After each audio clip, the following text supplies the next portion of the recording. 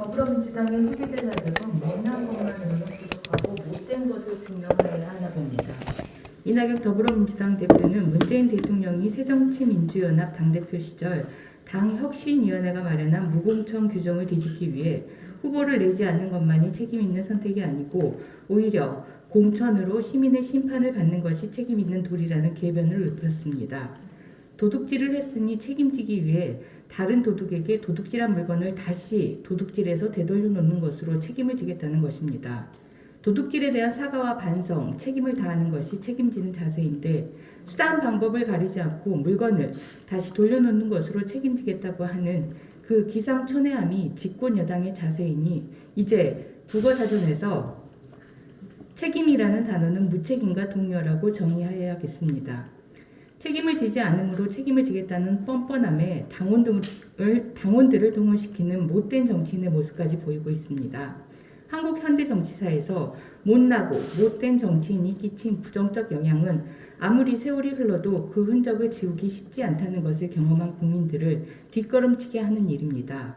혁신이라며 무공천 규정을 내세운 문재인 대통령은 당원들의 문재인 대통령에 대한 탄핵 투표이기도 한 이번 당원 투표 결과에 입장이라도 내서 체면지례라도 하길 바랍니다. 조 단위의 금융 피해를 야기한 라임 사태와 옵티머스 사태에서 5만 원권의 현금 다발이 발견되고 수천억 원의 자금이 횡령되어 검은 돈이 조성된 흔적이 확인되고 있습니다. 피해자들의 노후 자금은 이 검은 돈을 조성하기 위해 세탁되어졌고 세탁된 검은 돈이 정관계 로비에 사용된 것을 밝히는 것이 이 사건 수사의 정점이 될 것입니다. 그런데 로비의 핵심 피고인 김봉현은 옥중 서신을 통해 추미애 장관으로 하여금 윤석열 검찰총장 수사 지휘 배제를 지휘하도록 하고 수사의 협조를 거부하고 있습니다.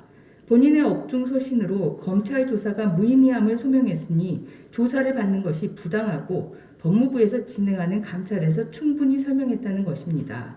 그리고 추미애 장관이 제도화한 전자보석을 왜 활용하지 않느냐면서 전자보석을 신청하였다는 내용의 보도가 이어지고 있습니다. 피고인 김봉현이 추미애 법무부 장관을 통해 대한민국의 형사사법 절차를 농락하는 행태를 실시간으로 보고 있는 피해자들은 억장이 무너져 갈 것입니다. 그리고 피고인 김봉현을 통해 금융 사기꾼들에게 무력한 금융당국이 이미 확인되었고 형사사법 절차마저 농락할 수 있는 행태를 본 잠재적 금융 사기꾼들에게는 좋은 참고서가 될 것입니다. 참고서를 통해 배운 내용을 이 정부가 추진하려고 하는 뉴딜 펀드에서 실습해보는 것이 어떨까 하는 생각도 할 것입니다. 정부 여당은 대규모 관치펀드인 뉴딜 펀드를 예산으로 심의, 확정하기 이전에 최소한 라임 옵티머스 사태에 대한 특검 도입으로 금융 사기꾼들이 뉴딜 펀드를 놀이터로 생각하지 못하도록 하는 조치를 취하길 바랍니다.